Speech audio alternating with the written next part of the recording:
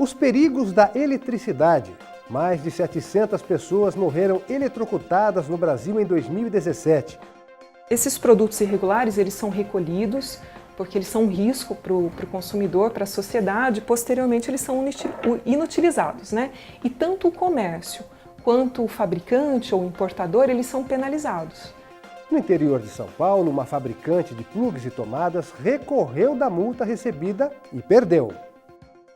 Estágio do aluno de Direito, um momento para conhecer profissionais e aprender na prática. Essa experiência no escritório ajuda bastante e tem um retorno, claro, se os advogados veem, gostam do seu serviço, têm confiança, é um crescimento contínuo, você ir ali dentro do escritório.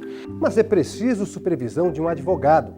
Em Brasília, o erro de um estagiário fez o autor perder o prazo do processo e entrar na justiça. A cada chuva, uma enchente. Já tive com água no quarto degrau da escada, onde está danificado, né? E toda vez que chove, tem os alagamentos, corre água na minha parede. Tenho rachaduras também na parede, né? Cansados de esperar por alguma atitude, moradores de um condomínio no sul do país processaram o banco, a construtora e a prefeitura. O que aconteceu? Veja agora, no Via Legal.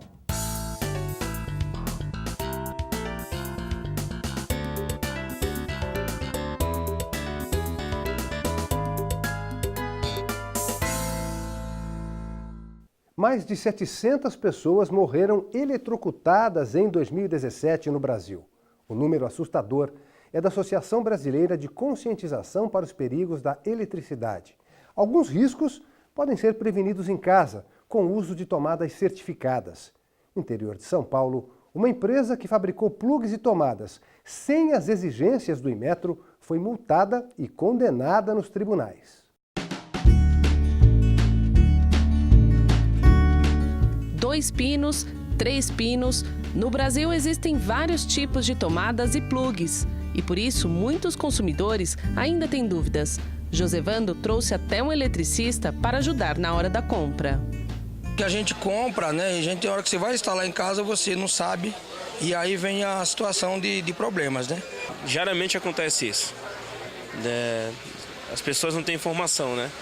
Do que está comprando, não tem conhecimento técnico. Isso aí dificulta muito o serviço da gente em campo. Aí. O encaixe foi criado para dar mais segurança e diminuir o risco de choques elétricos. Só no ano passado, foram mais de 1.300 ocorrências registradas em todo o Brasil e mais de 700 vítimas fatais. Essa é a principal mudança desde a implantação do Padrão Brasileiro de Plugs e Tomadas, que está em vigor desde 2011. Mas o que pouca gente presta atenção é que existe uma diferença também nos pinos. Um é mais fino, feito para aparelhos mais simples, de até 10 amperes, e outro um pouco mais grosso para equipamentos de maior potência, de 20 amperes. E todos devem seguir as normas estipuladas pelo Inmetro. Então, as empresas elas têm que produzir esses produtos, né, levando em consideração todos esses requisitos. Quando a empresa já conseguiu fazer isso, ela vai procurar uma certificadora, né? Ela vai procurar a certificação do Inmetro. Nessa certificação, os produtos são novamente testados e, se aprovados, né, eles podem então levar a marca do Inmetro. Claro, se a empresa não conseguiu atingir o padrão, o certificador vai detectar e vai apontar onde ele precisa melhorar. Só este ano, o Instituto de Pesos e Medidas do Estado de São Paulo fiscalizou cerca de 17 mil produtos irregulares. Destes, pelo menos 2.500 foram reprovados. Esses produtos irregulares, eles são recolhidos porque eles são um risco para o consumidor, para a sociedade. Posteriormente, eles são inutilizados, né?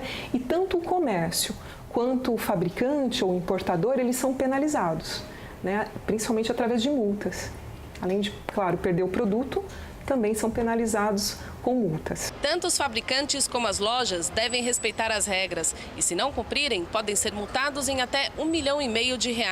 Foi o que aconteceu com uma empresa de produtos eletrônicos de Americana, no interior de São Paulo, que foi multada e teve a mercadoria apreendida por não seguir o padrão exigido pelo Inmetro. Os donos, então, entraram com processo na Justiça Federal pedindo a anulação da multa. Sim, neste caso é muito comum ocorrer fiscalização pelo Inmetro e aí ocorre a lavratura de um auto de infração e as empresas questionam esta aplicação da multa no judiciário. E este foi um dos casos. Então, começa já questionando a validade das portarias do Inmetro, estabelecendo regulamentos para a conformidade destes equipamentos todos. Agora, eles sempre tentam alegar, os fabricantes e onde houve apreensão, acerca dos problemas todos de não aplicação desta penalidade.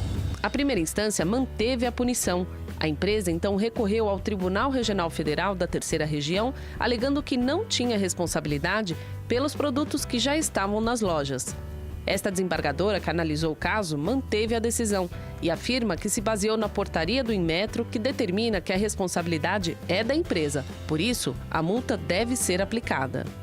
Foi mantida a decisão, a sentença já era neste sentido, né, e apenas foi confirmada aqui no tribunal. Já se questionou junto ao STJ em Brasília, né, a validade dessas portarias, mas já está regulamentada, sacramentada e pela data da apreensão, que já foi bem depois do período de 2011, não tinha mesmo como ter outra decisão. Então, a gente vê a legalidade da atuação da fiscalização do Inmetro e a fundamentação. Agora, o restante é questão de prova e é muito onerosa para o fabricante, para o fornecedor.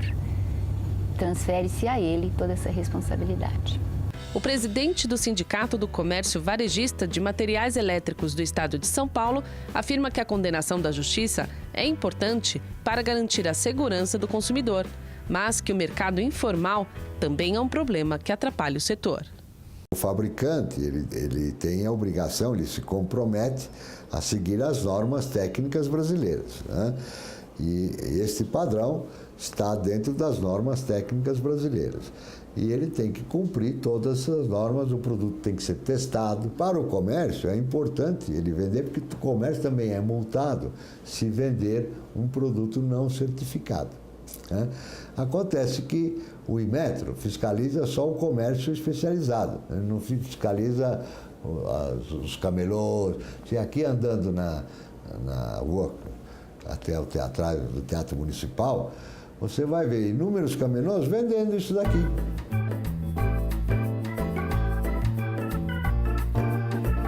Para o consumidor, as regras são mais do que o padrão, significam segurança. Tem que ter o selo do Inmetro, tem que estar aprovado realmente, né? Porque você está pagando, né? E pela uma coisa que não está te oferecendo totalmente o que você quer.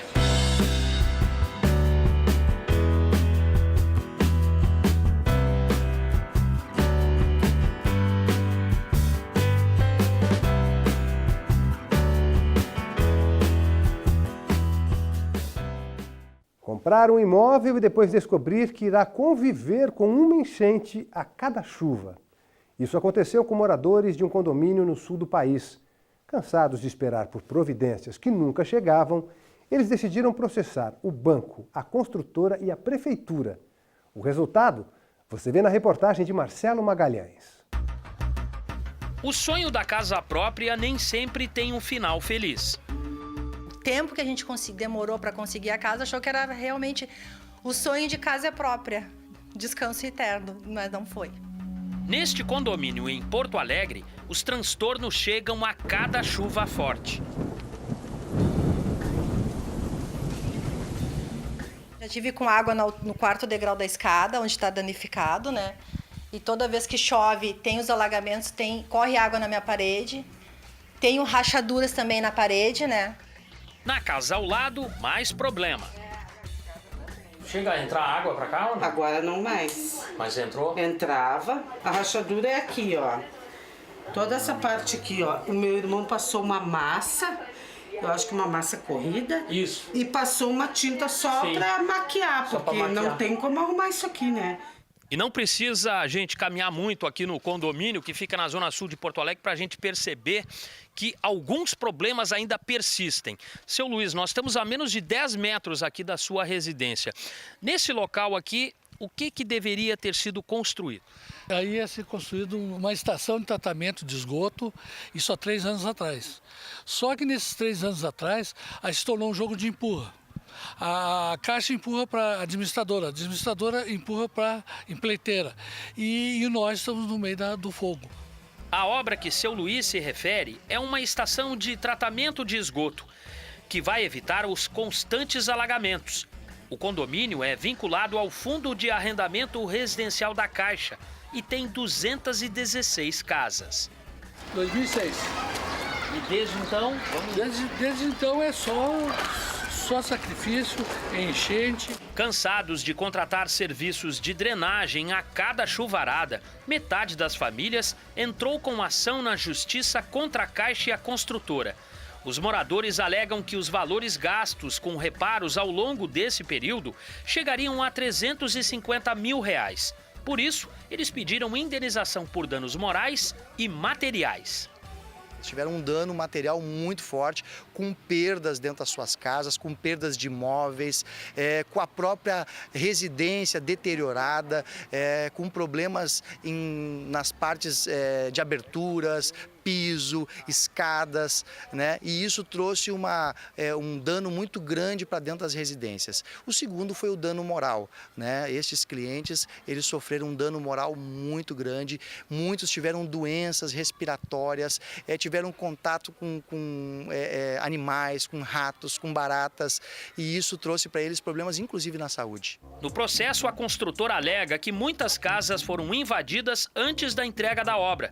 O advogado da empresa aponta ainda que o projeto foi alterado no final da construção por determinação da Caixa.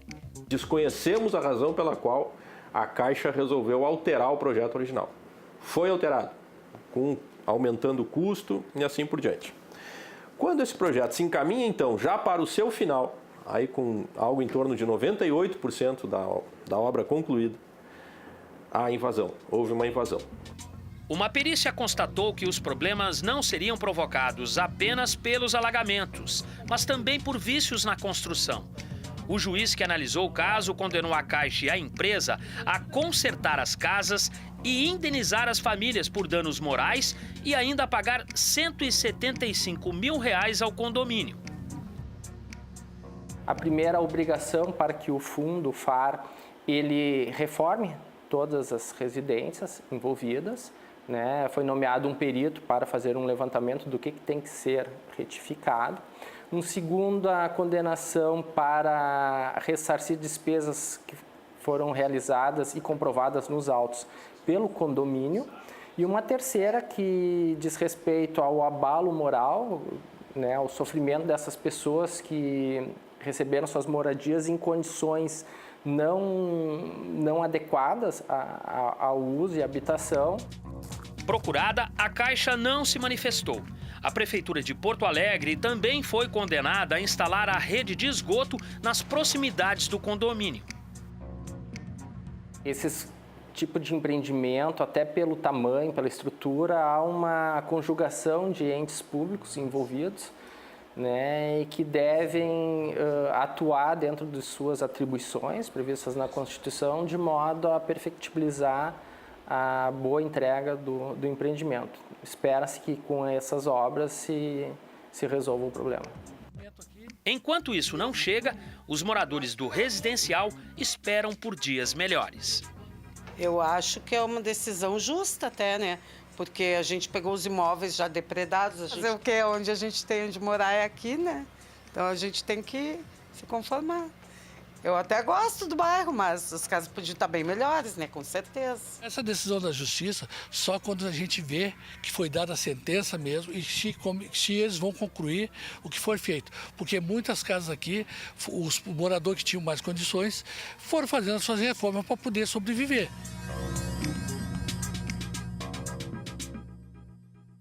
O estágio é um dos momentos mais esperados pelo estudante universitário. É a chance que ele tem para conhecer de perto a profissão escolhida e aprender a trabalhar com profissionais experientes. Mas em Brasília, um erro de um estagiário fez o escritório de advocacia perder o prazo de um processo. A pessoa que perdeu a ação acionou a justiça. Teoria e prática juntas. Para muitos universitários, essa é a combinação perfeita para um futuro profissional de sucesso. Martim faz estágio em um escritório de advocacia e, prestes a se formar, será contratado como advogado da empresa. Entrei aqui no escritório, estava no meio da faculdade e no escritório você consegue ver o lado da prática do que você vê na faculdade, né? E isso te dá motivação tanto para os estudos quanto para poder querer e aprender muito mais do que você vê aquilo superficial que fica na sala de aula, né? Segundo o estudante, o estágio é a melhor forma de abrir portas para o mercado de trabalho. Essa experiência no escritório ajuda bastante e tem um retorno, claro, se os advogados veem, gostam do seu serviço, têm confiança, é um crescimento contínuo, você ir ali dentro do escritório. E, claro, essa perspectiva de estar todo dia convivendo e aprendendo influencia muito, com certeza. Mas para que essa combinação de teoria e prática seja realmente produtiva, é necessário o envolvimento e a dedicação dos envolvidos. O acompanhamento de perto pelos profissionais é fundamental para a evolução do estudante. A responsabilidade é do advogado, então a gente tenta passar o máximo de coisa que a gente consegue, petição, pequenas coisas e as grandes coisas também, mas né, de fato tem que passar pelo advogado, o trabalho final, né, ele é fechado mesmo pelo advogado, enfim, o advogado assina e tem essa supervisão até para ele aprender, né, então o importante é o advogado participar do trabalho dele, enquanto ele estiver efetuando e elaborando a petição, enfim, a gente participar para ele aprender o máximo que ele conseguir naquele momento. E quando essa supervisão falha, podem surgir problemas. Foi o que aconteceu em um escritório de advocacia aqui no Distrito Federal. Em um dos processos do escritório, um estagiário cometeu um equívoco. Trocou o nome do advogado responsável pelo caso em uma das petições. Isso fez com que prazos importantes fossem perdidos. Para resolver o impasse, o autor da ação acionou o Tribunal Regional Federal da Primeira Região, em Brasília. Em todas as petições do processo, a gente tinha requerido a publicação em nome de um determinado advogado. E aí um estagiário foi fazer a carga do processo nesse íntere e na petição que ele juntou os subs para poder fazer a carga, ele pediu publicação exclusiva em nome de outro advogado. Ao analisar o processo, o desembargador Daniel Paes Ribeiro entendeu que o fato de o estagiário ter agido sozinho, atribuindo a petição a um sócio diferente do responsável pelo caso, invalida o processo. Isso está previsto no Estatuto da Ordem dos Advogados do Brasil, como explica a advogada. O estagiário, ele tem que, para ter validade o ato dele, tem que assinar em conjunto com o advogado. Não estava assinado em conjunto com o advogado. E aí, por isso que a gente pediu a reforma da decisão e a republicação do acórdão. Conforme está previsto em lei, o estagiário não pode agir sem a devida supervisão de um profissional da mesma área de conhecimento. A lei de estágio é clara. Para que o estudante possa ser contratado como estagiário, é preciso formalizar a contratação por meio do termo de compromisso de estágio, que deve ser assinado tanto pela empresa quanto pelo aluno e a instituição de ensino.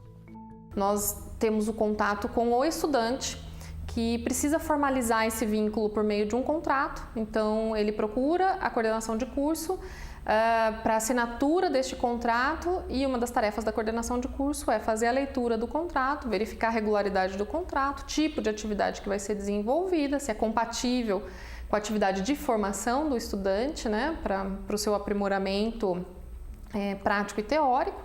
Antônio faz estágio na área de Direito há 6 meses. Para ele é uma oportunidade única de aprender e evoluir como profissional. E o fato de ter sempre a quem recorrer no caso de dúvidas e dificuldades dá mais segurança para quem precisa aprender.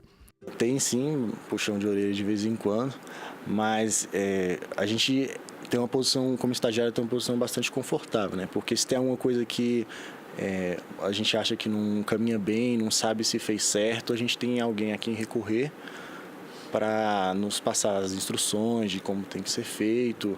E se o negócio é realmente problemático, basta a gente joga na mão do advogado e fala assim, ó, isso aqui não é mais comigo, né? E para para quem ainda não decidiu sobre que carreira seguir, a primeira experiência profissional pode dar aquela mãozinha. Gabriela ainda está no ensino médio e é menor aprendiz no escritório de advocacia. A convivência no trabalho despertou nela a vontade de seguir a carreira. A experiência é bem legal, porque a gente nem imagina, trabalhar nessa área, só que vendo eles trabalhar, aí se dá uma vontade, você fala assim, nossa, que legal, é curioso. Eu gosto dessa experiência.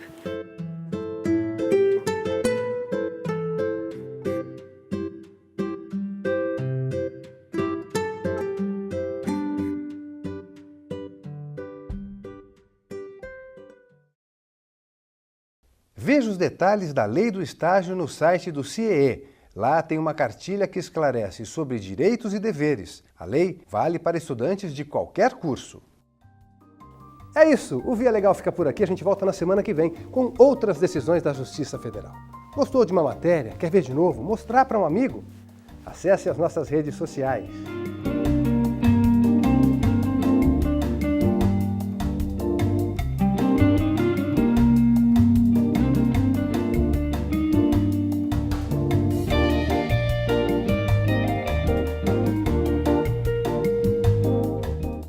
Curta, comente, compartilhe. Tchau!